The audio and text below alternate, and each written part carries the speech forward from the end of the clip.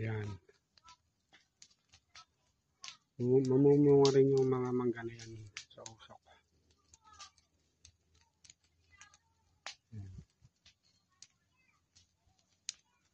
So gawin doon sa poso, mag-iipon din ako ng mga tuyong dahon at sisigang ko rin.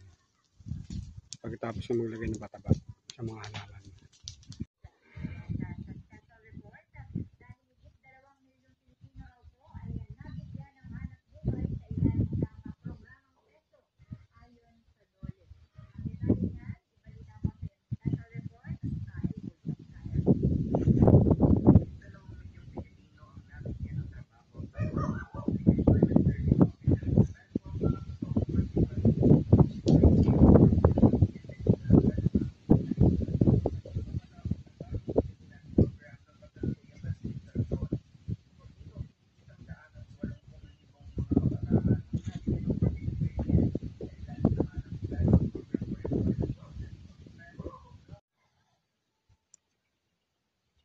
Yan. Bunga ng kaligasan. Mga sampalok na hinog.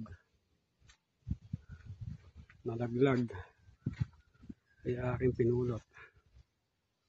Yan. Marami pa eh. Hintayin ko na lang ulit sila bumagsak. Sa Sunday babalik ako.